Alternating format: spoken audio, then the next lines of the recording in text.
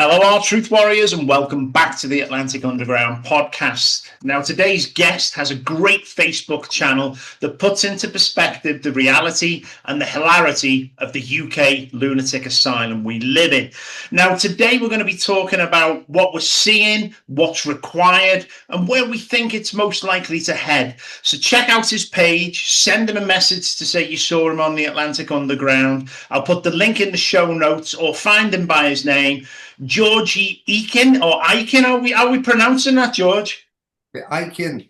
Ikin. So, Yeah. George Ikin, welcome to the Atlantic Underground podcast, mate. And also, it's Truth Be Known News as well. We can find you on that, can't we?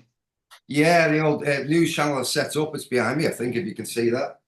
But Yeah. that's from the early days, 6 years ago. So when we all set this up. Yeah. So let's start with that, and let's find out what motivated you to start producing videos when the average Facebook participants are still posting pictures of the dinner. That's true. Well, obviously, when the pandemic was happening, Chris, as soon as that news came out on the news, it was quite alarming, because I remember the first news story that come out, the Chinese videos that you'll probably remember yourself. Yeah, but yeah, all that stuff there with the old dragging people out the dragging them out the apartments, and I was sat there watching the TV. Well, a while back, because I've not watched TV for 4 years now. I switched it off. But I was sat there with Mrs. And she goes, "Oh my God, what's happening?" I said, "That's biological warfare. That's I just got it straight away." Anyway, she's like, "Well, what's that?" So I had to explain. I only got that through my army training, what I understood, well, all the suits and all this sort of stuff. So I sort of got it straight away. And then, bloody hell. And anyway, so that happened, obviously, as we all know, and history will always remember those moments. So anyway, so I spent the next week or so just looking into it, and as you do, done research, because I like to do research on a lot of subjects. If I don't know about something, I'll try and find out. So I've always been like that. So anyway, so I looked into it, and thought, there's odd this, and I looked at found loads of scientists from New Zealand, Australia. And they were explaining everything that was going on, which was leading to the vaccines and the vaccine rollouts and everything like that. I was like, wow. He's like, so I sort of like, I thought, I knew what was going on. I think when it sort of dawns on you straight away what the plan is, which you got straight away, it's like, and people will probably say, "Oh yeah, I knew this," but I just got it instantaneously, and Yeah. that's only because of how I got brought up with being part of a military family and stuff. So I just got it, and then so I just started talking about it. Everyone thought you was mad, as we've all been there. Yeah. Like wanted to distance themselves from me, and I thought, right, and then I started, which I didn't care anyway. So I wasn't bothered. Yeah, come on your way, give some monkeys anyway. So it was like I didn't really care, So I just got into it, and then I started posting. Got on the Facebook. I was on Facebook anyway, so I just changed the page over to Georgie Awake. Funny enough, it's like that was the name. I thought, oh, give myself a name. So I went Georgie Awake, because I'm awake to all this information. So we've done that, and then thinking of a name, and then I thought TBK News is Truth Be Known News. Yeah. So I thought I'd go for that, and I just stuck with it, and then try to explain it to everyone, when that term, the conspiracy theorists and all that sort of stuff. And but we've all been there, so it's Yeah. a bit sad. But I find myself more of like a term as a truth seeker, really, than a conspiracy theorist. But we all know why that word was invented anyway, to make the people who know the truth be like lunatics. So well, the stories are going on to that. If you go down that rabbit hole, yeah. Yeah. So I just carried on from there, really, and I sort of built it up, and I got to about 4,000 4,000 followers, and I'm like, wow, that's amazing, brilliant, I'm a bit chuffed. 4,000. It's like when you get to 100 and then 200 and 500, and so I thought that was brilliant. And then obviously I was had a business then, I had to run that as well. So my missus, she was doing a lot of involvement in that, she was down so many rabbit holes herself. So I've got a good partner for that. We don't like fall out over anything. We agree, and Yeah. some things that I might be unsure of, she'll know till she looks into that. She still does. And we've got a healthy relationship that way. It's good to sit Yeah. and talking all night sometimes about stuff. So we just carried on with that, and then I just carried it on. I run my business, and then eventually just I sort of like I had a sort of finishing point. After the pandemic, I made a 5-year plan to finish. Yeah. I want to do this a bit more and do some other stuff. So I did. So I stuck to my plan and Good. finished what I needed to do, Yeah. and just carried on. And then I realised on the social media, all the platforms, it's like people were like switching off from the information you were giving you because obviously the governments were calling us all conspiracy theorists, and and so I wasn't really getting any further. And being a logical person I am, and like sort of being a business person for so many years, I thought, how do I get this to a bigger audience? And so I just put my mind into that. Tried a few different things, use the code, so it didn't, we had to go into code language, change the words to code. Yeah, I remember. Hopefully that people just figured it out. So, like called different things like, it's like, we're like, the codes is like when I do a gardening video I done last year on TikTok, I call weeds of your English countryside garden. That was the weeds were the illegal immigrants in the country, really. So I made a funny video on that, very sarcastic one, but it was all coded, so it was great. I had a laugh doing it anyway. But it No. probably went over people's heads, the bit normal people like lefties. They probably went, "What's he talking about? He's a bit nuts, him." So, anyway, so I just Oh, started no. thinking about things because Yeah. once you go down rabbit holes, I sort of go down with a rabbit hole with a rope tied to my back, so I can get back Oh, out yeah. and stay in the sane world. Because once you go so deep, you think, oh my God, and then you start figuring out everything's been a lie. And as you probably think yourself, Chris, it's like you think, oh, I've just been lied to about that, and then you Yeah. think, what is actually true? Yeah. And it sort of like gets you on, and and that's why I said, rather, if you use the term truth seeker, really, it's like you don't want anything out of it. You just want to Yeah. find truth. It's like why. It's like that existential thought. Why are we here? What's the Yeah. real reason about why are we lied to? What are they hiding and all that. So you sort of like I sort of went that way, really. Left me Yeah. missus down the rabbit hole, and I go fishing it out every now and then. Say, hey, come on up for some air. So, and which is great. She Yeah. tells me loads of stuff. It's brilliant. So No, yeah, no. and I was just thinking, because obviously when I'd be busy, I had like coffee shops and bars and restaurants and stuff over the years, and which I really, really loved. Talked to a lot of people, and people used to tell me just to shut up, to be honest.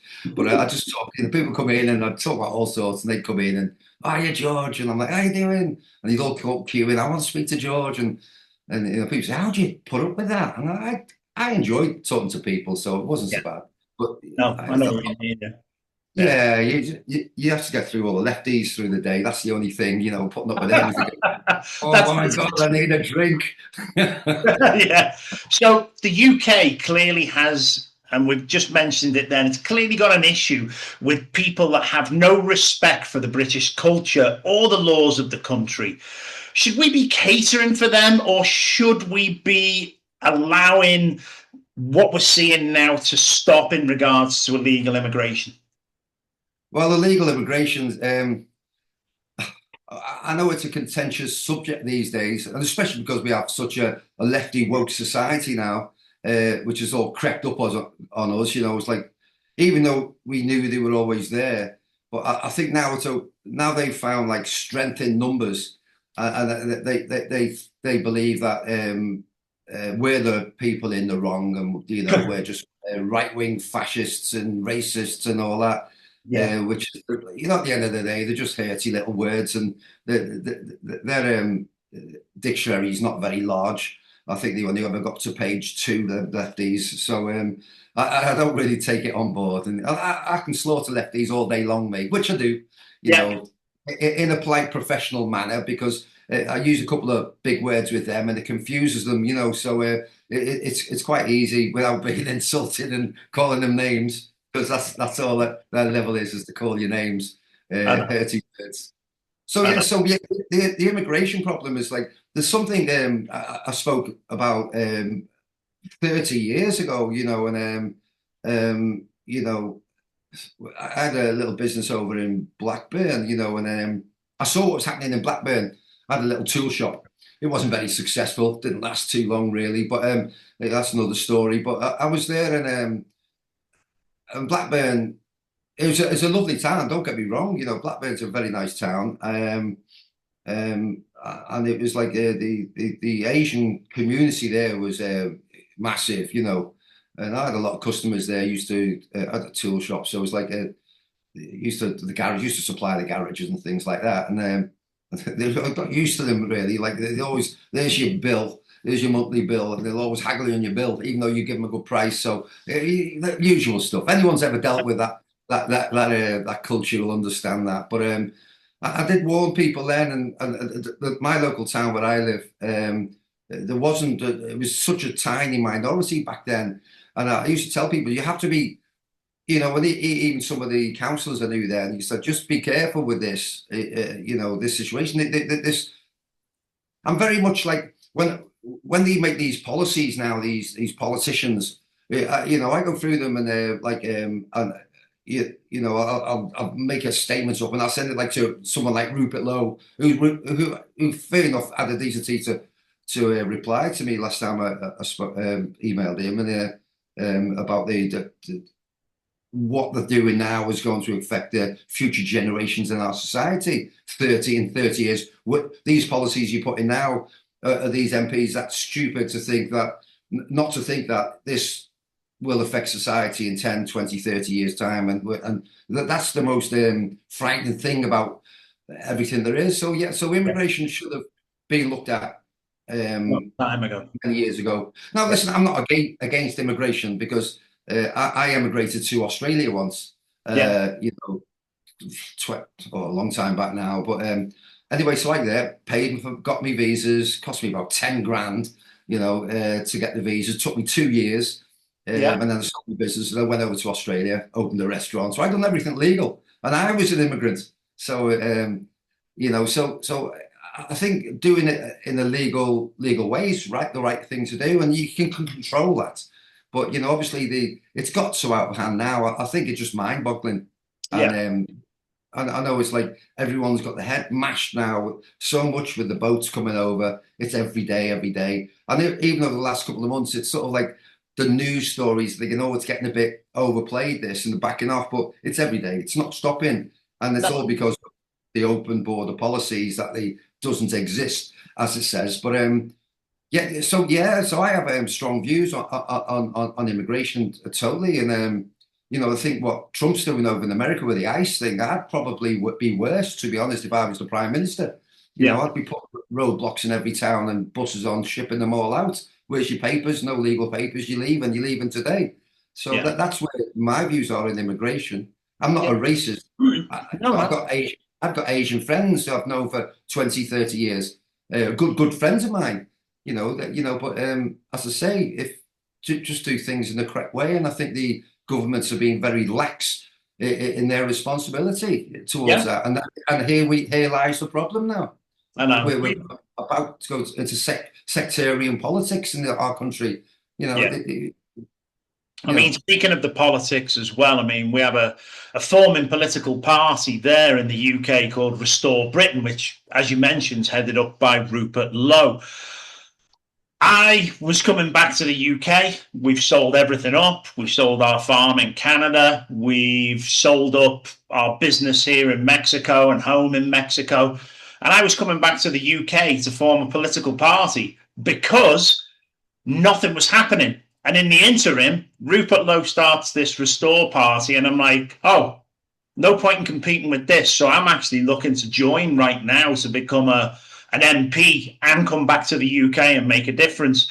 What do you think of their goals? Because I remember seeing this video that Rupert Lowe put out, and I actually called the wife in and I said, have a look at this, have a look what's happening, and have a look what they're saying.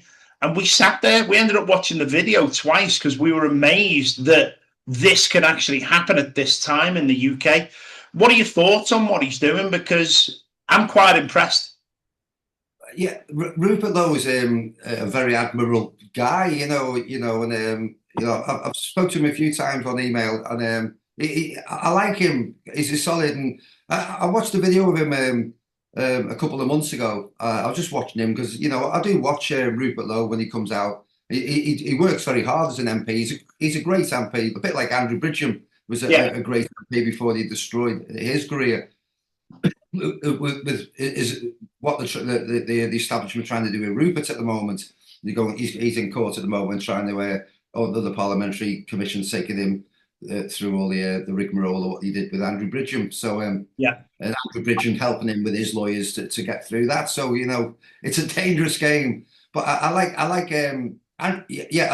Rupert Lowe. I just sat there, saw him on the video. I thought he'd make a cracking prime minister of all of them because let's face it, politics. I've always sort of like kept my eye into politics, and kept my thoughts in there and see what policy is coming through. I used to read the white papers and stuff and see where we're going and but brilliant. I think it's good, but I just think at this moment in time, and I've explained in some of my videos with people because obviously reform are being the big boom thing, and I know all about reform. I joined them. I ran in the last year's May elections for them. And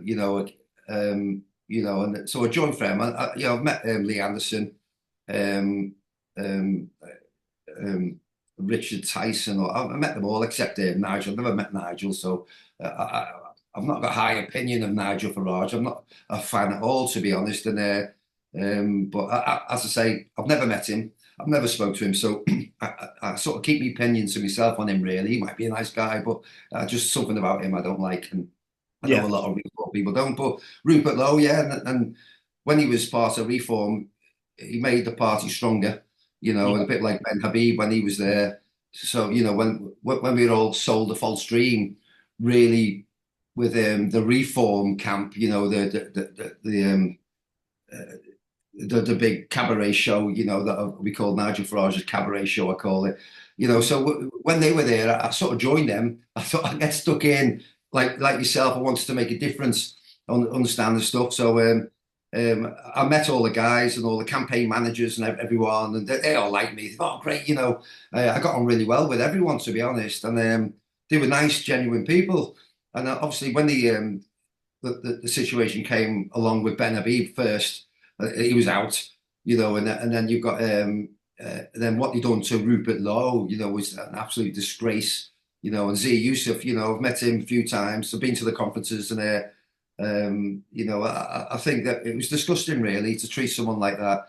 But yeah, I think Rupert Lowe's he's a strong character, and I think his views are correct, yeah, but I think you've got to understand Rupert Lowe's he's very much immigration is like the number one subject really in the Britain. Everyone's got concern. People are frightened, of getting becoming an Islamic authoritarian state over here in England, which it'll never happen. But people have got real serious concerns and are fearful for that, and I can understand that. But so Rupert Lowe's going for that, and I think he's right to do so, and I think he's the strongest person in the country to do that. Yeah, yeah, absolutely spot on. And I've been thinking about joining Restore myself, and I just think, just at this moment, I cancelled my membership because I was going to run again in May anyway, and I thought I want nothing more to do with Reform, really. I'm not going to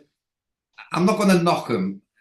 Reform because they've come so far, for in such a short space of time, and I sort of when I joined them, you sort of like went in like with the heart of like where Rupert Lowe is, and then you feel like I felt like I got kicked in the stomach really yeah, by Nigel Farage's outlook views on how they're going to get to government. And I think when they started taking in the Tories, who I absolutely despise, I did like 13 years under the Tories in business, and Yeah. and I done well, but I could have done better because they just, especially through the pandemic and stuff, they just completely destroyed the business community, and I had to go through all the pain of that.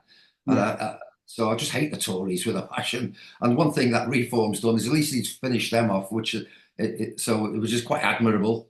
Yeah. But I think my turning point with them is when they had that Runcorn by-election. So the thing about Reform, I'm not slagging them off because I think it's important that Reform win the May elections because Restore's not there yet. Yeah. Maybe in a year or 2 years, I think you could help Reform try and get control of the councils in the country because they're all bankrupt. Let's face it, it's that corrupt. It's just, they're all bankrupt, and it's terrible the state of the infrastructure in our country. So I think if you Reform probably won't be perfect. And I know they're struggling. I know the councils that are in. And the barriers they've got to get through with the establishments already in, the two parties, the Yeah. Tories and Labour, how much difficulty it is to get anything through. And I think they're just like a bit of a joke party in councils, and like you're not getting involved and this and that. So I know a lot goes on behind closed doors, but I think it's important to just get them out first and get some sort of control, and then Restore. Yeah, absolutely. I'd be 100% behind Rupert. Will I join at the moment? Not quite. I've just resigned from me a couple of weeks ago with me Reform. Just cancelled my membership. Said, listen, I'm not bothered. I've not said anything to him. I said, oh, I'm taking a break. Yeah. That's all. So, but I'm not one for. I don't make videos slaughtering. It's not my way. It's like if people have to make their own mind up. But I Yeah. think Restore will be a good thing. I think he'd make a great prime minister. Personally, I think he's got some great views. I think he just needs to get himself organised, like Reform did, except do it in more of a strategic way to get the right people who are truly British patriots, Yeah. and not because of some TV star or GB News newsreader or some ex-magistrate who no one's ever heard of. Yeah. You look into Sarah Poach, and that will turn me off about, if you don't mind me going on about Reform a No, little bit. go ahead. Yeah. It's one of the things I never really trusted him, and I thought if I get in with Reform, and I work hard, I got to know them all, and I spoke to Lee Anderson many times, and he's quite a funny guy, to be honest. And I thought I'll get in and see if I can just change it around a little bit. And then when I saw and all the campaign managers were ex-Tories, and I'm thinking, what's going on here? And I've got a real hatred for Tories, Tory politicians, for the way Yeah. they affect the British people, and the pain they put us all through should never be forgotten. No. Never mind what we're going through now is even worse. But anyway, and then the by-election, because Reform's plan was like, oh, we're going to get everyone together, builders, plumbers, the normal people. The politics needs to change, and we want normal people and business people. And I thought, right, yeah, this sounds good to me, Yeah. and that's what we need. Get rid of all these slimy career politicians.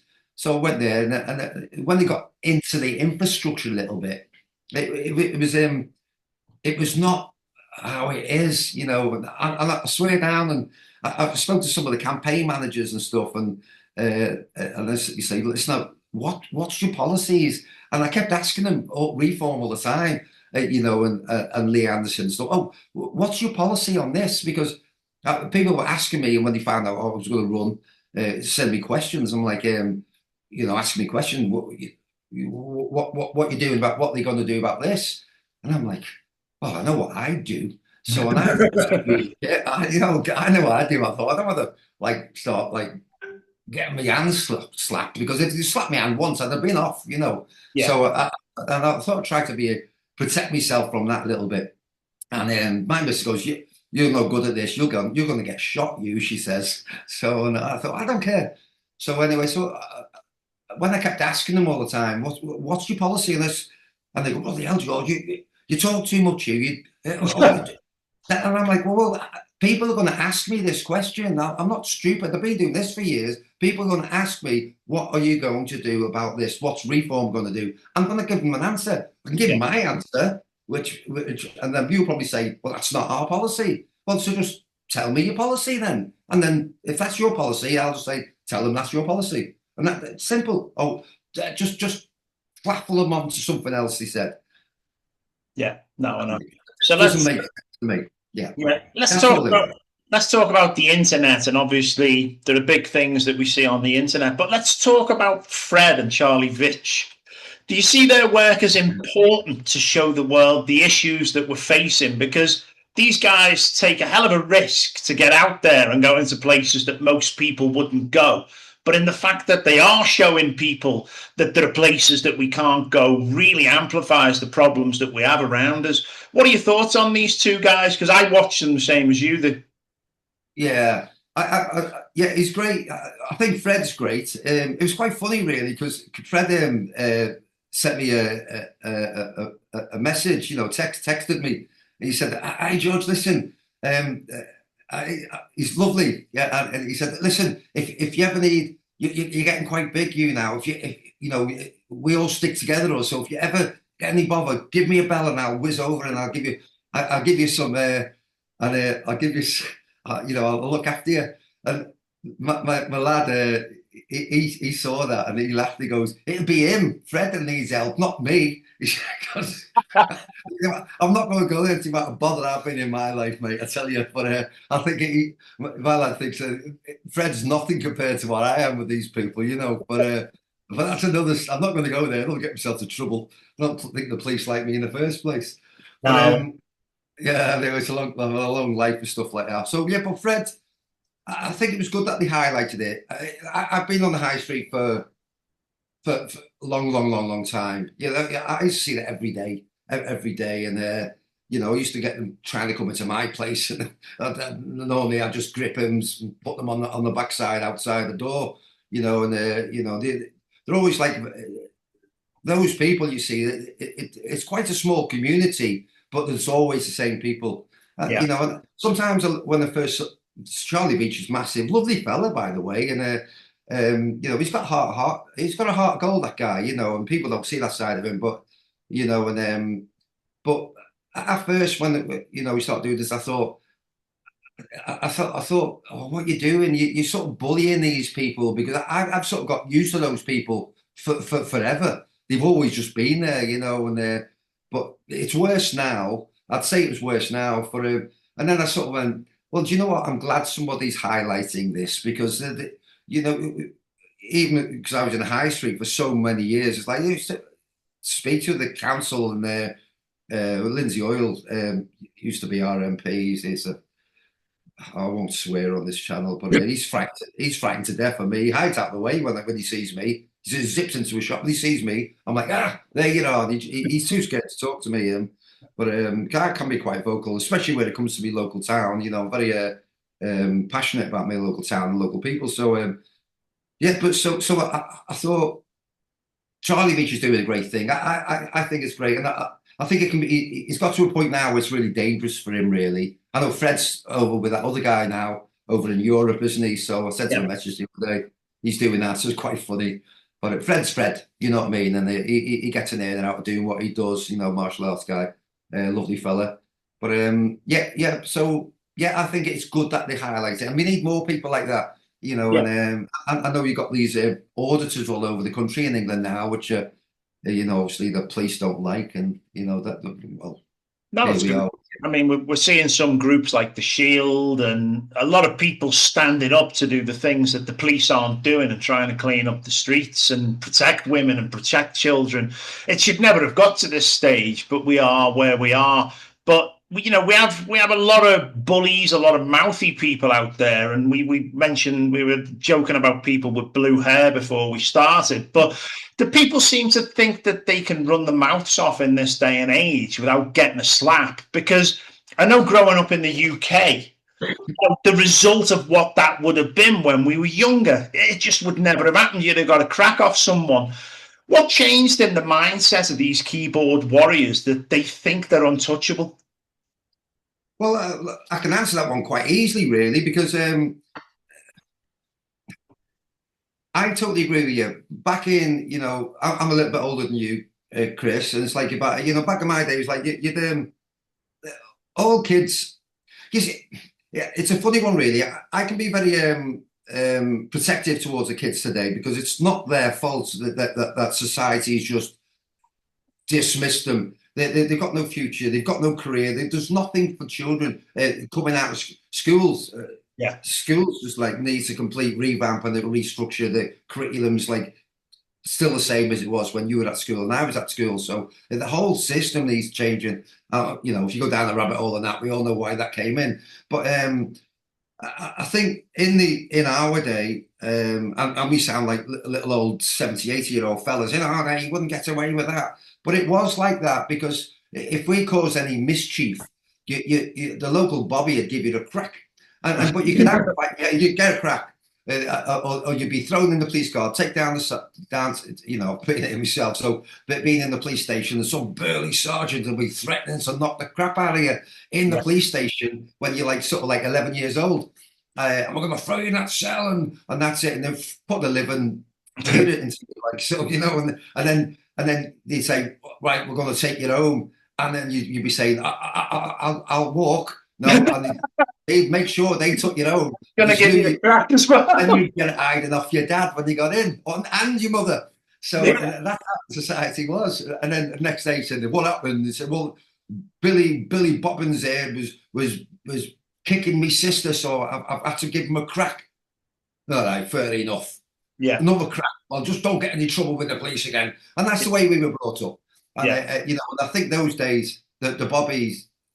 I think the police, the Metropolitan Police, it's been infiltrated by agendas and a leftist agenda. It's funded by a leftist agenda, and I think over the years, it's like. But I'll tell you a little story here. I know why when it changed really because I had a sort of like a late bar nightclub thing which I sold just before I went to Australia many years ago. How many years? So it was 15, 18 years ago, and 18, 19 years ago. And then, it was it was in Bolton, funny enough. It's all kicking off in Bolton last night, wasn't it? So, with all the Asians, all at the bus station there was all about 30 of them all fighting, but Bolton's a rough and ready town, and I was there, and used to be on the doors and stuff on my own place because, thousands and thousands of people, the place was buzzing. And, I got into a few problems as you do when you're on the door, and there's arrested loads of times and stuff. And then they had this police inspector, a guy called Mr. Greg Pickles, and I sort of like when I was there, I sort of tried to clear up the town, sort of like because it was very violent, but it was just the way it was, and we sort of like get this pub watch going, and we start. I'd put get membership numbers or get people's information, so if anyone's there, they're going to get bars from everywhere. There's about 26 bars down where I was in Bradshawgate, and then so we sort of got organised. So the police inspector liked me, and he thought, "Oh, this is great! This is making our job easier." So, well, no one likes violence, So he was great, and then he got me out of a few scrapes, to be honest. And I won't go into it too much, but anyway, so this new police inspector took over. And there was a big, some big burly guys from Manchester came over to cause trouble in my place. I was very successful there, and they had to go to me, and then it just sort of kicked off. And I think there's about 10 door lads all come running in. A lot of it, I suppose, a big kick off, and the police come running in. And it was just one of them big, massive bar fight type of stuff. And then the police come in, and I was fuming, and this new police inspector came in and said, blah, blah, blah, blah. And I said, and I was like fuming, get out, So I sort of went at him really, and this big 7'8" Ugandan guy was there trying to grip me. I said, I'll put you on your backside, mate. So I really lost it. And this police inspector, oh, calm down. So we went in back, and about 3 coppers got me in the back corridor. I said, calm down, calm down. I said, that's it, blah, blah. And then he said, you know what? We don't want people like you anymore.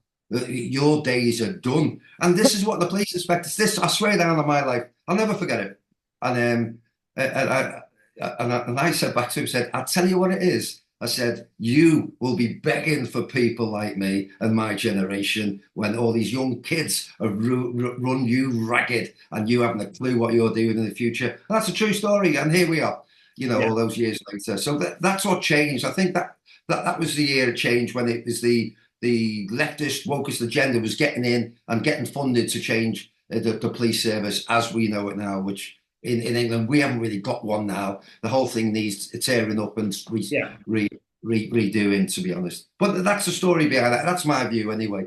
No, it's the same as what I went through. I mean, we ended up having a family, and you know what it was like back in Birkenhead. You'd get the Whittle Globe or you'd get the Birkenhead News, and it was the free papers that had come through the letterbox. And, you'd see robbery, rape, stabbing, whatever was going on. All right, some people you knew in there. But at the end of the day, I said to the wife, I said, this isn't really a place that we want to bring kids up. It was getting worse. Your kids would get more than 20 feet away from you. You'd be calling them back. You had to have eyes in the back of your head. It wasn't the time when we were growing up where my mum and dad would go to work and leave us at home. I'd be out on my bike all day. They didn't even know where I was. But it was it wasn't dangerous then. And things have changed to a level, just my lad's nearly 20 years old now, and we're ready to come back to England and make a difference. But this is how it was, and we decided to move away. But I watched the UK really slide downhill from then. And, it's got to a point now where I can't watch it anymore. I have to come back and do something because it's sad, and it's getting ridiculous. But I think with the changes that are coming, as Rupert Lowe says, it's not going to be easy. This is going to be tough. But I think the people who are prepared to stand up and fight to clean the country up and make it a decent place to bring your kids up, people are starting to step forward now, and I think that's great to see, and I want to see that happen. Now, we don't appear to have had a responsible government in the UK working for the people for as long as I can remember, even through the days when I remember my dad getting laid off work and having to go on the dole and stuff. The politicians have always been in the pockets of these lobbyists, as well as now becoming these young global leaders as part of the World Economic Forum. Is it time now to take the power back and remove these idiots that have given no representation for the taxation that we've been forced to give? Yeah, absolutely. I think the whole it's like we got when we started using the term the politics and the politicians, it's like gutter politics now. I think it's gone. We're into sewer politics now, and it's that bad. And that's what I say about reform, and why I left, and I think many people have as well. But I'm not going to. I want them to come and. I'll be happy when we've got rid of Labour and the Tories. To be honest, I don't worry about the Green Party and that alien that they've got running that party. That wannabe Zach Polanski. Oh, Zach Polanski. Oh God, God. That's not even his real name. Yeah, I know. Yeah, that's right. I think his real name's David Paulden, but he cited that Polanski as a family name from his Jewish heritage, which I find a little bit concerning in his whole angle of being voted as on a religious basis. Well, if you listen to him, he's got so many religions in him. He says he's Jewish, and he's Polish, and there's something else, and there's something else. So he's like he's the embodiment of multiculturalism in one person. So Zach Polanski, you know what I mean? So multiple personality disorder, more like. There's something not quite right with him, and that Hannah Spencer's in there now. She won the obviously the bent. I look at it, the corrupt by-election in Gordon and Denson. The whole, she come out with the whole campaign was in Urdu. Yeah, honestly, I couldn't believe it. It's like, well, it's funny enough. She came out in that little green suit that she wore, and when she come out and wore that, she still had it on today.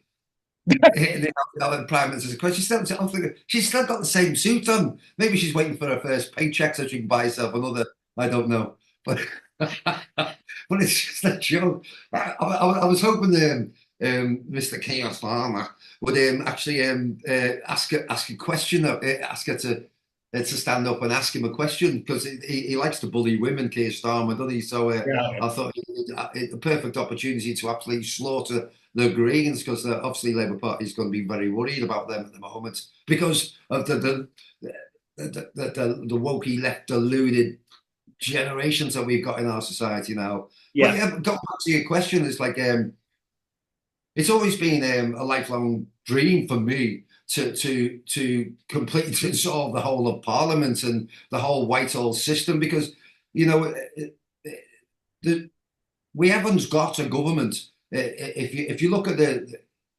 if you look at everything that's going on, we haven't had a government for such a long time because Whitehall controls everything. Yeah. The MPs, you know, and I've spoken to a few, I know a few, they can't get anything through, and they just like the civil service are just you know, getting new governments in, and they go have the meetings with these civil servants and stuff, and they go right, well, and they're going, oh god, another government, another dumbass MP. Okay, we'll do that. Drag your feet, guys. Well, it's not going through. So they're in control. So realistically, we haven't got a government, and we certainly haven't got a prime minister because I think he's just definitely like Macron. Over in Canada, you can't do stuff over there. In New Zealand, uh,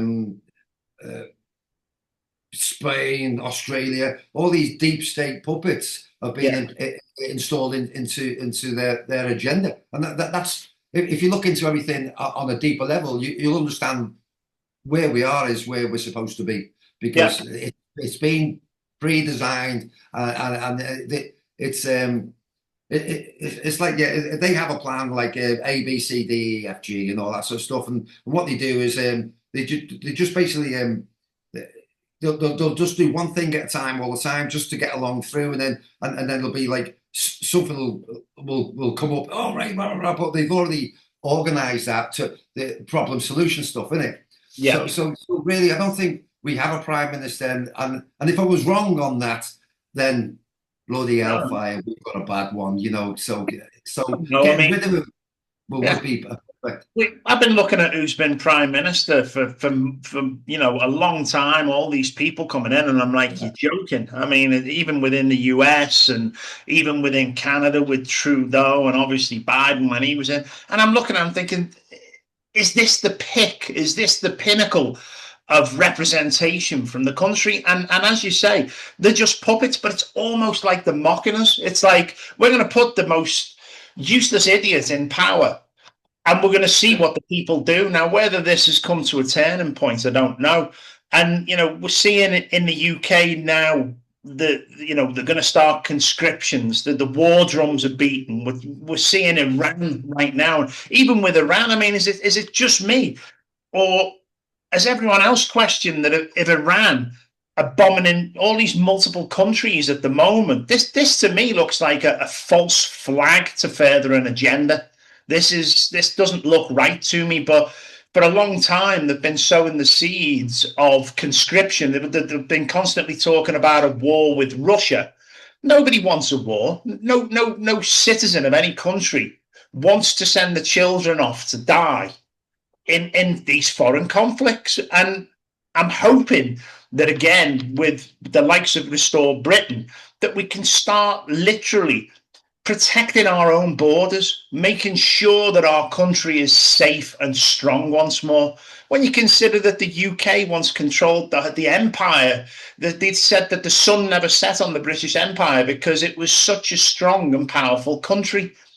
What happened? It's insane the way it's gone. And we really need to move forward and change this. But weak representation in the government, I think it's just mocking the people that supposedly get the right of a vote.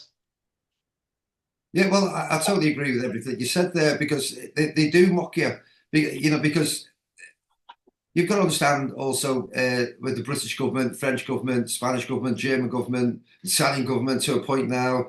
You know, got Maloney in charge there now. You don't know really, if you're honest with yourself, what side she's actually on.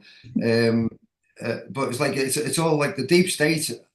The deep state is obviously being kicked out of America by Trump. You know, the lucky the planet's got someone like him. You know, at the moment, because I think without him, I think what we're seeing now would have happened a lot quicker if Biden was still in, to be honest. So there's so much going on, and yet it has come to it's hitting the pinnacle of where we've been heading for the last 40 years, really. So you know, and a long-term plan, you know. So and since Trump's come in and won that second term there, I think the deep states embedded themselves deeply into Europe and the UK. Because Yeah, let's face it, the UK governments are far from squeaky clean about anything, you know, and yeah, you understand when you know when they say, "Oh, we've got this black hole," we've got the British government collects enough money. You know, I think $1.1 trillion pound in taxes last year, one trillion the year before. You know, and plus don't forget all the international interest, which you can never get the figures for. I'd love to get my hands on those for yeah, for, for our fingers in every pie in every country.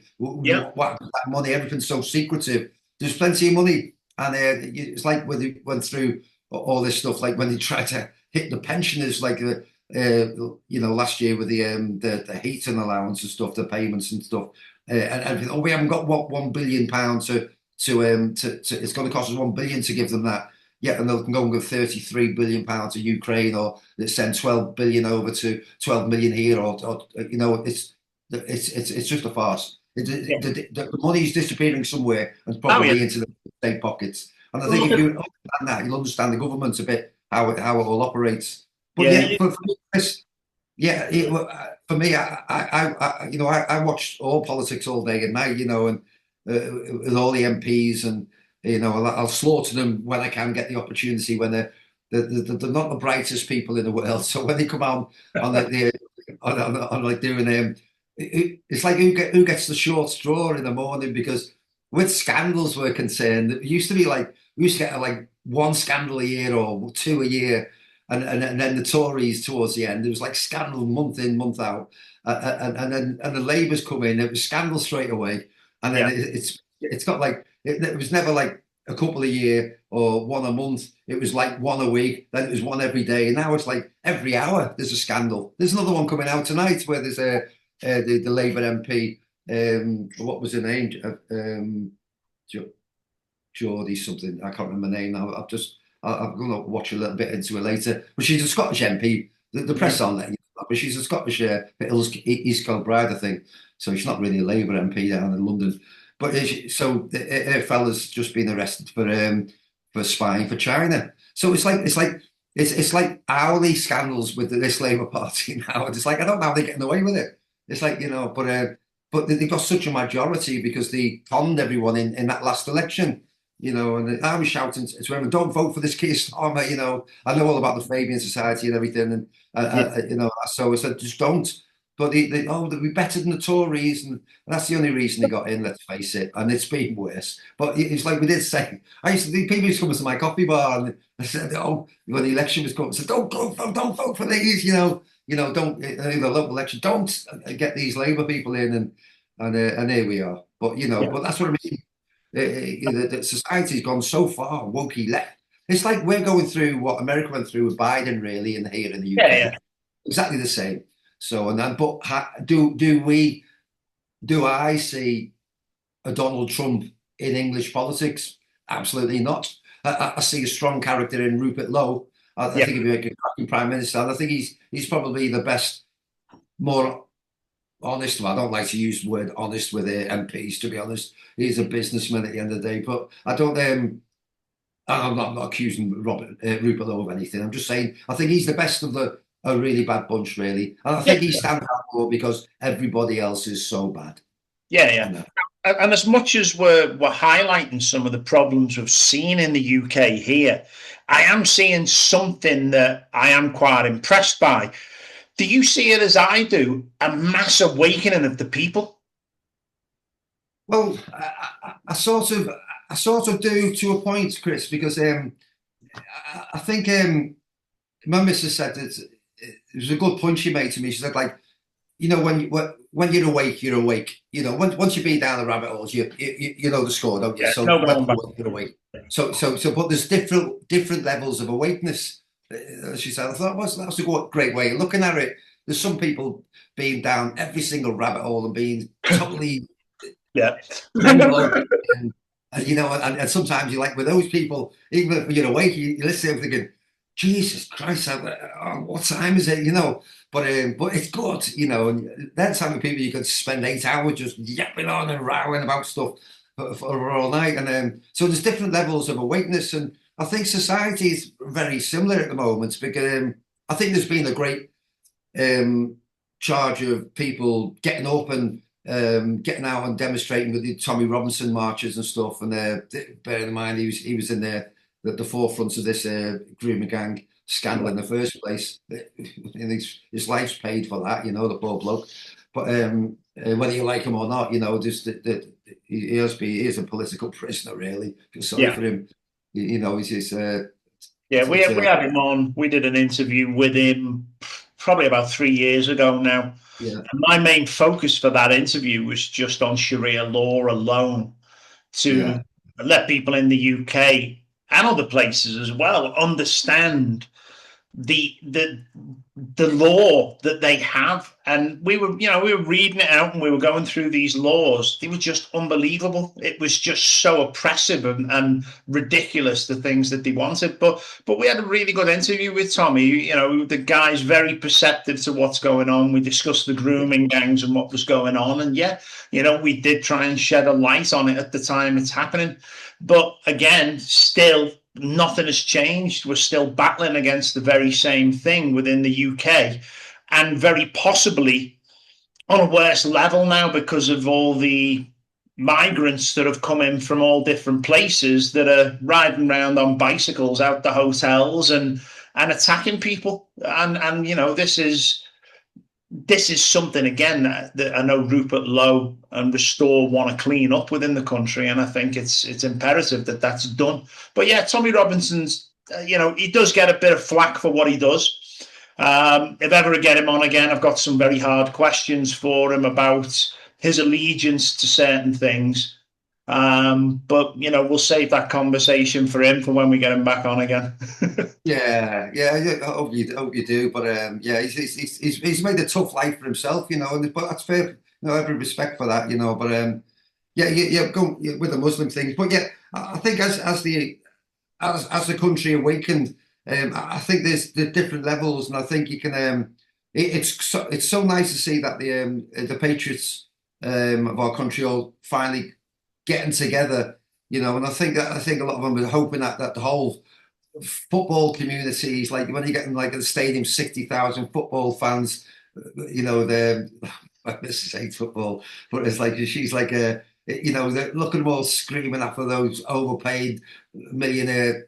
I won't say what she says about them. Why don't they start screaming at the government instead?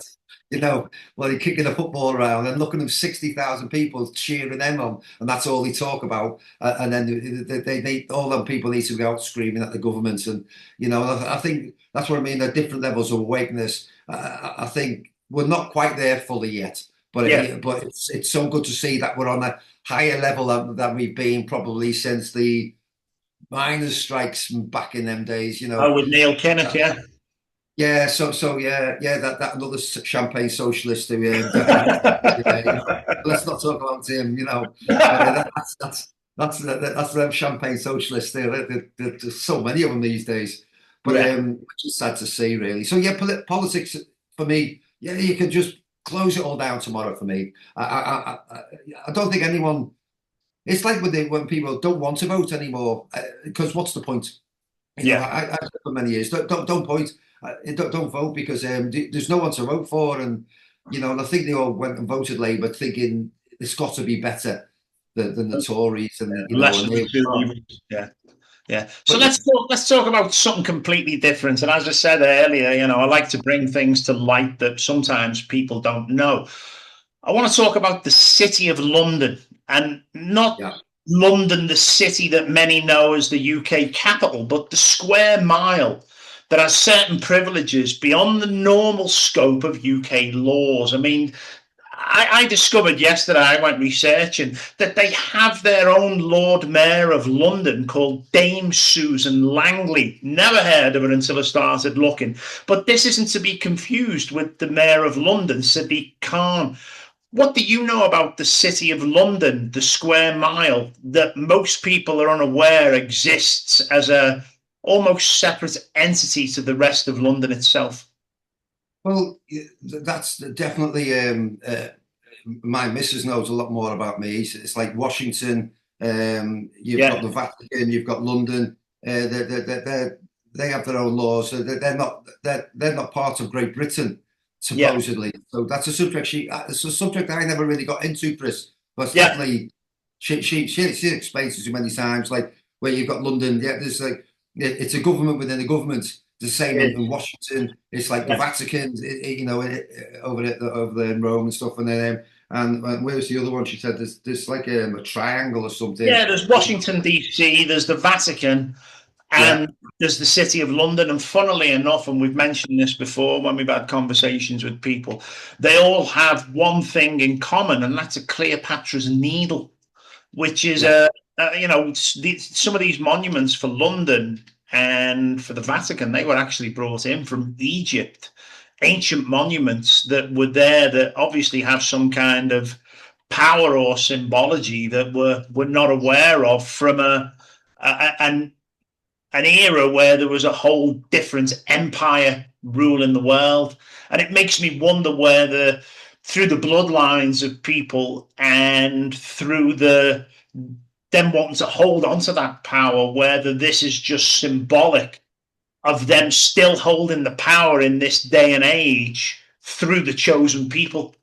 And again, we talked about how these crackpots end up as prime ministers and presidents around the world. And you've got to wonder whether these are the entitled class of people that have been passed the baton through these ages to just continue the work or the desires or the steps of a totalitarian tiptoe towards the goals that they want to do. And it's absolutely, absolutely, yeah. insane to watch, but it's a real thing, and people need to wake up to it. Yeah. I totally, I get that concept. I understand all that. That probably is probably bang on the button, to be honest. But as I say, conspiracy theorist. Yeah, That's what we get called yeah, because crackpots. yeah, there's something we should all be locked up in a mental institution. You know what I mean? Yeah, yeah, Funny enough, all closed down because half of them lot would be in there. But I totally get that. And I think when you look at you start connecting all the dots, like your Starmer, your Macron, and and all your puppet leaders and some of the people you mentioned there. It's like they've all been to the same schools when they were yeah, kids yeah. and stuff. Oh yeah. So they've all been to the same place that no one have ever heard of because that's a conspiracy theory, isn't it? So it's you're just making it up. I said, so yeah, there's a lot behind what you say. What do you do to bring that down? I don't know. I think Trump's having a good go. Yeah, yeah, yeah. I hope so. Really do. Now, We'd like to hope so, because you don't want someone like him being part of that club, really, do you? I hope So I hope he's a wild card. Now, I've said this a few times. I know that it seems to be that every single official of the government, president and prime minister, seems to have to go on the first journey to kiss a wailing wall. But I'm hoping that this guy could be a wild card. There's probably people screaming at the screen now, shouting he's a fascist and this, that, and whatever. We can only hope that maybe there's something going on in this 5D chess game that we're not aware of. Now, what I wanted to talk about as well is, and we touched on it briefly a couple of times during our conversation, is the demise of policing within the UK. Now, online policing and the arrests for comments on social media, I was looking at the numbers. In 2023, there was 30 to 33 arrests per day. In 24, that come down to 27 arrests per day. And we haven't got the numbers so far for 25 and 26. I'm sure we're on a list somewhere for that. But it's a possibility that this has climbed now. What do you think of this as an infringement on free speech? Because all of a sudden, this is ridiculous amounts of numbers every year of people being arrested for online comments. Have the police got better things to be doing, considering the crime wave that we're seeing on the streets of the UK? And should we really start to look at addressing the laws that are put into place to stop people having free speech online? Well, absolutely, because I know the government, what was that, about 6 weeks ago, were coming out saying that they're going to change police policy about arresting people for hurty tweets. Yeah. But it had gone too far anyway, and I think they've realised, the British public have had enough of this, because it's all like, it's like political correctness and everything. Yeah. It's like I'm a big believer of free speech. I should be able to say what I want to say. You should be able to say what you're saying. If some little lefty wokey doesn't like it, especially with social media, they will flick it through. You don't have to watch it. Yeah. Some people might want to watch it. They can watch it. Oh, it's like, how Facebook works. For me, I don't do it. I can't be doing with it. I'll do what I do, but I'm not one for flicking through, because before you know it, 4 hours has gone. I'm like, and then, oh no, that means I've got to do a bit more research now until about 4 o'clock in the morning. So I don't do it. I purposely don't go on my phone flicking through. So because it's so addictive. Because when you get into stuff, you watch stuff like with stupid stuff, and then next minute you're there now thinking, oh, jeez, once you're in it, you're in it. But free speech, Chris. Yeah, it's like, I have to be careful every single, when I do my videos.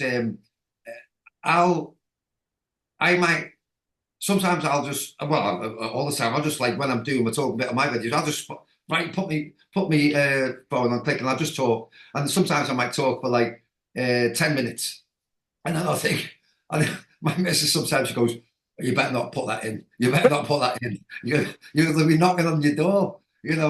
I had to put cameras all around my grounds here, because I thought I had some. Honestly, some of the stuff I have to edit myself out. You know what I mean? Because it's so dangerous now. Yeah. So sometimes people might think, oh, it comes across as very polite and stuff. It's because I took all the real stuff out, and it's that dangerous. And I put camera right up there. So I said to my missus, if the police ever come, I'll see them coming down my drive. I'll be out the back door. I've got my rucksack packed. I'll be off, and I'll tell you what country I'm in a couple of days later. So I've got it all planned. Getting thrown in prison.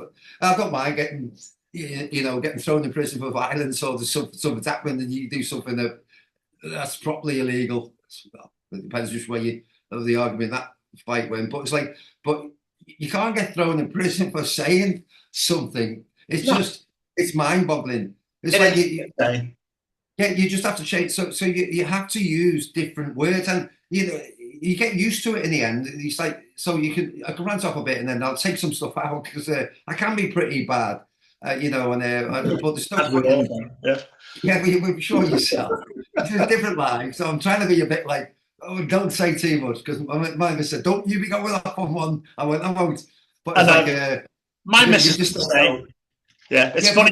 It's funny how the missus will keep us in line, because, like, I'll say to I'll stumble over something, or somebody will give me some information that's like really important, and I'll say, "Oh, look what I found there." And the first thing she said, "Don't put that online."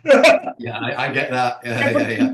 But it's important. She's like, "Don't tell anyone about this." I'm like, "Well, you need to know." You've got a good in there, Chris. I got exactly the same. So don't you dare go down there. The police will be here in 20 minutes. But I know we can laugh about it, but it's it's really serious. And I think what's happening now, because this government has brought on in England now, they brought the Online Safety Act, and the banning. It's funny, isn't it? Really, the countries I mentioned before, Australia, New Zealand, Canada, Britain, Europe, and that all want to suddenly ban 16s from using social media. Because let's face it, one of the reasons I turned my TV off 4 years ago, I've got to tell you, in fact, I just bought another one because the other one's got lines in it. I like watching a film every now and then, twice a month, just fancy getting off this for a bit and Yeah, switch give it your off, head a rest. stick, Yeah. stick some Hollywood bullshit on, you know what I mean? And then, and it's funny because you watch films and it's all the messaging in that is unreal. And once you're awake to the messaging, you're thinking, oh my, all them Hollywood films have all got messaging in them. It's brainwashing. They all Yeah, yeah. Oh yeah, we're all like, look at that. And the thing is, I'll watch. I rewatched. I mean, it's a 2004 movie, but I rewatched Children of Men.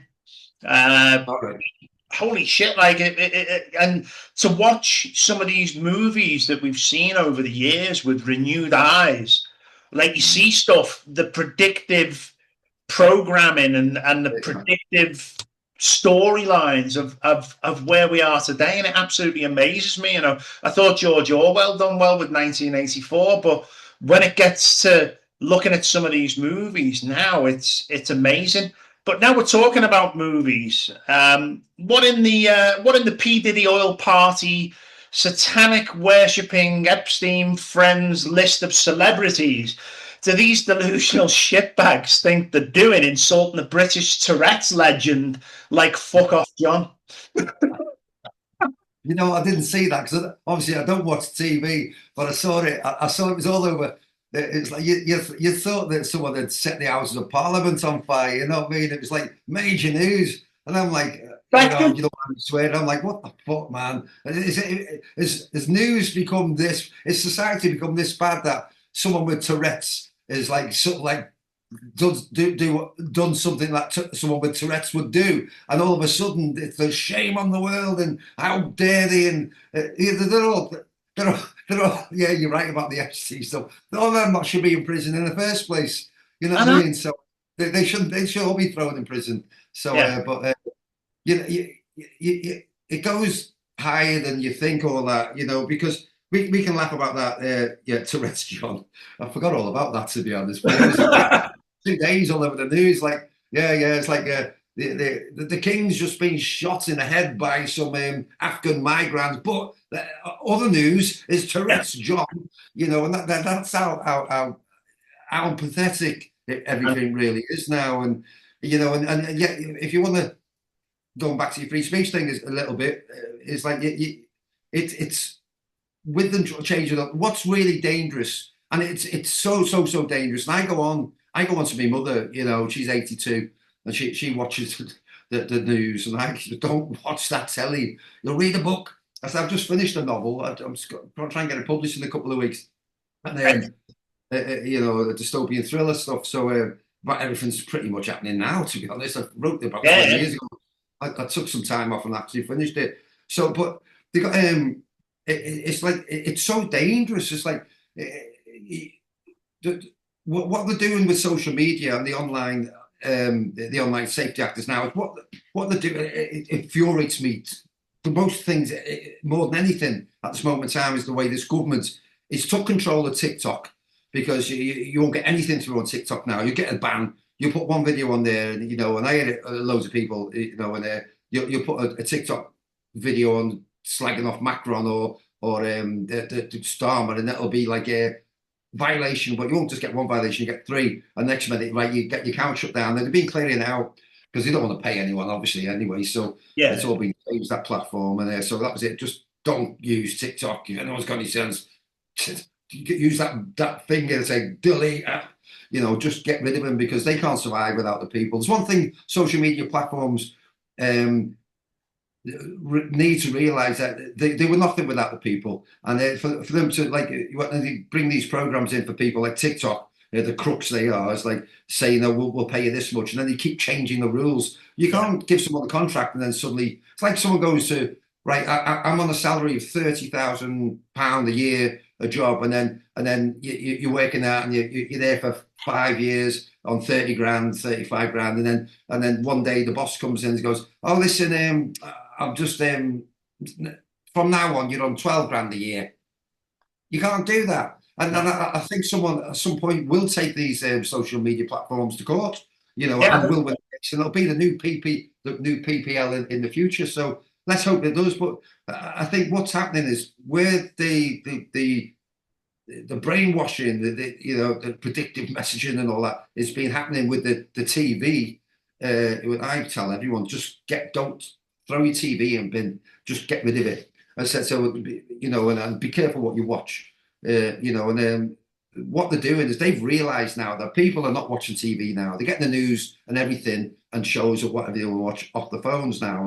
And so what they're doing now is they're trying to manipulate the social media networks and platforms are being built by kids, Yeah. and the free world really gets to watch what you want. You get to choose what you want to watch, like by a flick of your thumb, flick of your finger. And now they're thinking the politicians are moving into the social media network. They all want to be TikTok stars. It's embarrassing that they do. They oh, I've got a million. Farage is bad for it. I've got a million followers, and I'm like, yeah, well, I wish you didn't really. Please go away.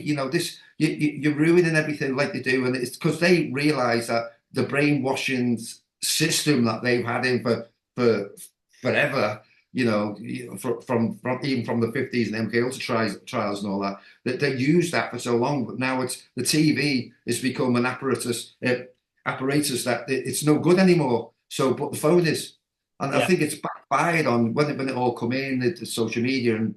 And it was great, and they just realised it's sort of backfired because everyone's going all the information they try to brainwash us with. Everyone's like, there's more people saying, no, that's not true. We'll go and watch what's Georgie got to say, what's Chris got to say. No, that's not true. And things like that. And the Oh government yeah. don't. So what they do is they have these laws in, and they bring a law in, like with the Online Safety Act, and they bring it in. And then what they do, once it's in law, they can amend it as many times as they like.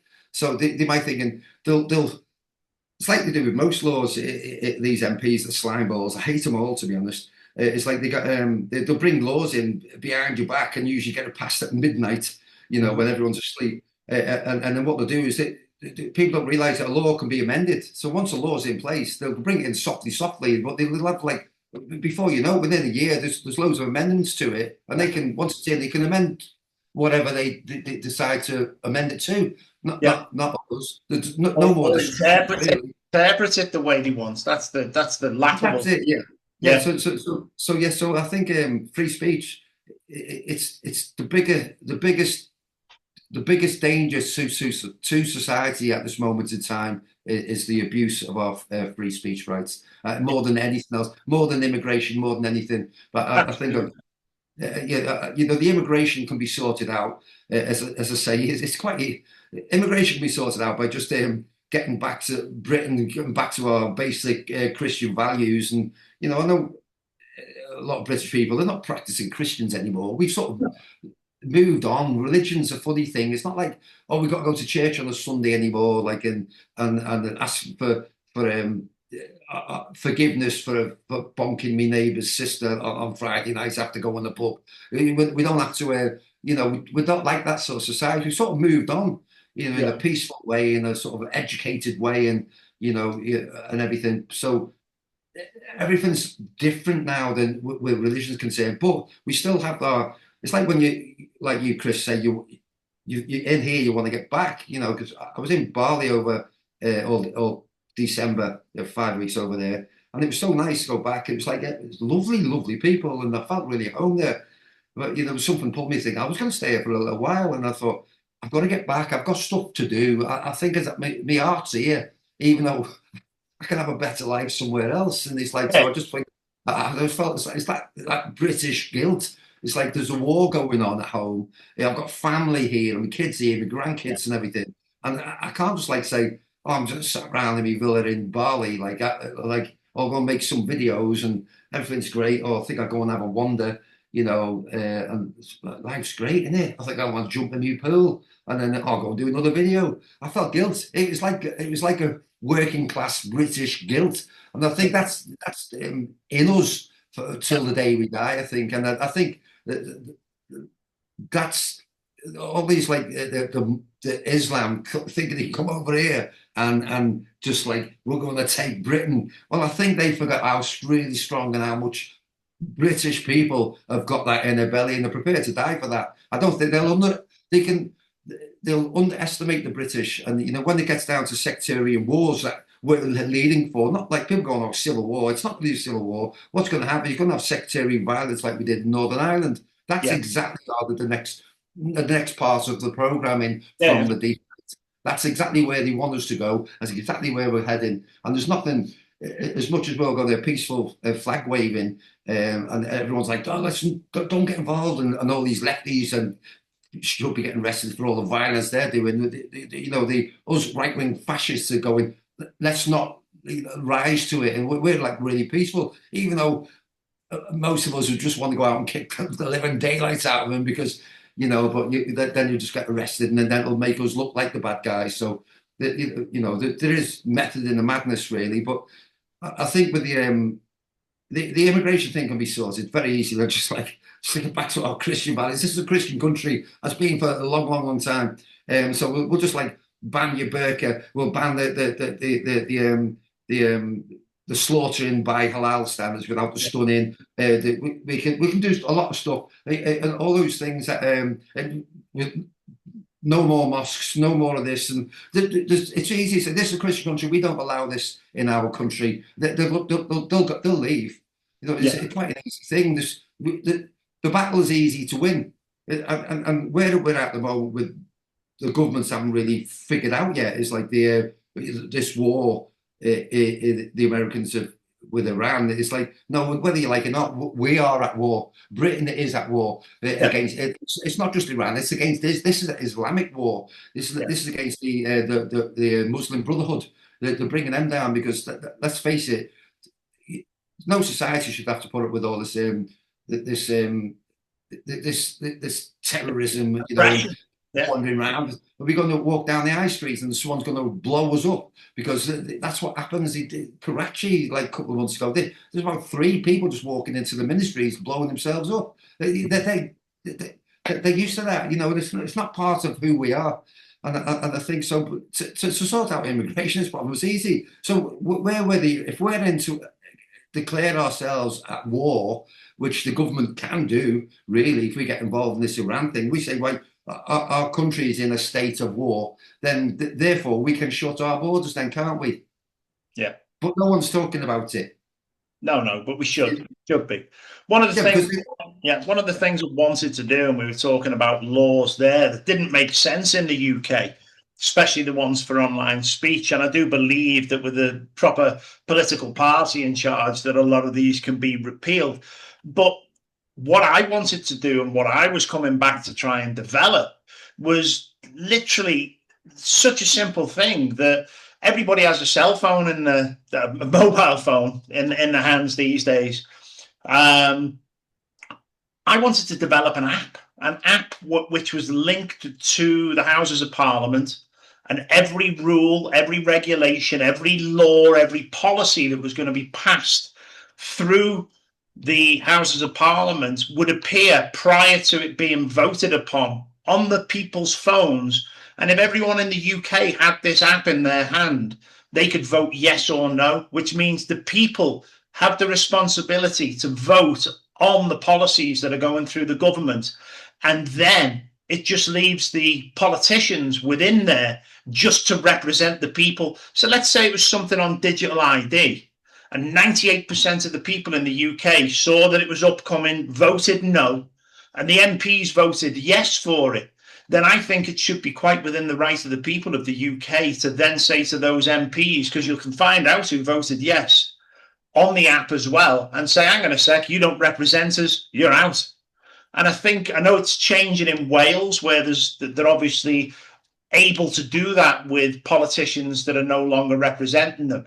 But I think moving forward, there's no reason why the public, the people of the UK, can't be responsible enough to run their country from their mobile phones now on an app that allows them to vote on exactly every single policy that goes through that parliament. And then we have true representation. Do you think something like that could work? Yeah, I've discussed this many times with Mrs. about that. It's like bringing it, obviously, when we've been talking about the Zara and stuff, and that system. And but I think, whether someone can get the uncorruptible device to, and platform to do that, I think it's a great idea. And I think people have been turned their backs on politicians now. They've had enough. Yeah, and you can understand that, Chris, yourself. I know you said you want to come back and be an MP, but I think I don't. When I went to run, I didn't really want to. I didn't want the position. I got forced into it. Come and run for reform. He emailed me 3 times, and I was like, and she goes, "I wouldn't if I were you. These MPs are the ones that are going to get thrown in the bin. You won't be able to walk down the street. They'll be putting your windows through and all that." And I'm like, I'd like to see him try. You know what I mean? Yeah. You know what I mean? I'd love it. Like 20 Asians come down my drag, or lefties or whatever try to storm me out. So I wouldn't bother. I'd be straight in the middle of it, you know. So, but not everyone's like that. So, but I do agree that the whole system needs to change. And I think when you come to like major policies, and you can sort of balance out. I think maybe in some point in the future, when there's a new system in place, there's ways of doing that. But when there's a completely new, this system has all the Whitehall control, you're never going to get that. You sort of like fooling yourself that it can be done, but as Yeah. logical as it seems, because if you get but what should happen when you have like a major law coming into place, like digital ID, the MPs shouldn't be able to vote that law in, because you're right. There should be like referendums, but we can't have a referendum every week without the apparatus for us to go and do it, like mobile phone app. Would be great. I think it's a great idea, but I just don't think society's set up for that yet. And especially with all the sectarian politics, that's a field we're about to run into, which has been bubbling for the last 15 years. As Yeah. I've seen it myself, it's like it's a dangerous time to be doing that at the moment, because anything, the great intentions of where we think it'd be better, and the politicians not getting away with whatever they want to get away with, and damaging our society is like it could quite easily go the other way because of this, and immigration, sorting in the immigration system out here, it can fix a lot of problems. It's really important. I think Rupert Lowe's on the right track, and then facing that. And I think I get a lot of support for that. And maybe get my support. Maybe I'll join when they got themselves organised in a year or two. But it's like, yeah, so immigration will sort out a lot of problems, sort out a lot of finances for one. The 12 billion pound a year in universal credit now is going to illegal migrants. That's, I'm not going to go into all the figures now. Yeah. It's ridiculous. Insane. Yeah. But yeah. But yeah, I think it's a great idea, Chris. Yeah, I think everyone should have the right to. The MPs have seemed to have forgotten that they work for the people. That they only get the job because we vote them in, and then Yeah. once they vote in, they're like, you see them all and doing all that, and they get voted in, and then they'll just turn their backs on you, like, and then when they know they're going to lose they'll vote any way they can to keep their job. They're not doing the job, really, are they? If they had any self-respect, they'd say, "Listen, I'm not going to vote for that. I'm sorry, I got voted in to do this. I tell you, I'm going to resign, have another election, by-election, but I'm out." But they won't do that because their job is so important to them, and that's what we need to get rid of in society, really. The whole system doesn't work.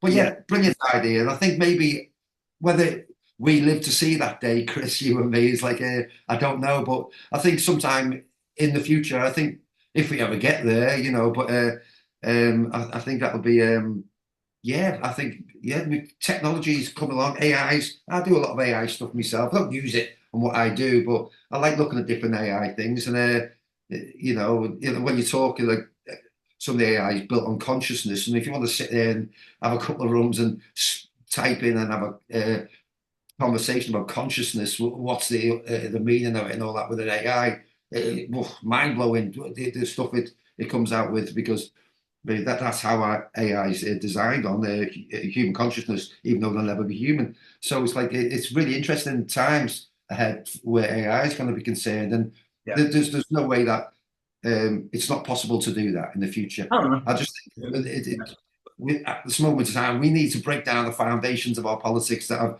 ingrained our society such depravity, and to keep the people as slaves. The slave trade, isn't it? Let's face it, you're not going to get anywhere. Stay in your lane is one of my favourite saying. When you want to try and get somewhere, everything's going right. All of a sudden, the government comes right. Sorry, we're changing this law now. You're doing well there, but unfortunately, we're changing the rules. And then you're like, oh, shit, I'm knackered now. So stay in your lane, lad. And that's the way it's always been. Your generation, my generation, father's generation, my grandfather's generation. It's like when you start understanding the whole concept is like you're only here to be a slave. It's like then you sort of like think, all right, but Yeah. it doesn't mean we're not going to battle in our lanes, but we will. And they don't like that, and that's why they're therefore going back to the free speech and what's happening with the social media platforms now. The governments are trying to take over those, so you stay in your lane, I stay in my lane, or we'll throw you in prison, and that's not a way to live in a free world. Not at all. Many thanks for joining us today here on the Atlantic Underground podcast. As we always say here, believe nothing and question everything. Georgie, any last words for us before we finish up today? No, well, it's been a pleasure being on your show, Chris, and thanks for the invite. I appreciate it. No, but yeah, listen, just your freedoms in life. Try and keep hold of them as strong as you can, as with every strength you've got in your body, really, because these governments. They'll take everything away from you, and they are doing. And unless you need to all band together and change, because if the people don't change, nothing's going to change, and we'll be sat here. Well, we won't be sat here, but in 50 years' time, we'll look back. Like if we look back 50 years ago, I'm thinking in 50 years ago, if you look at it, if you went back 50 years and like, oh, in 50 years, the world's going to be amazing and all that.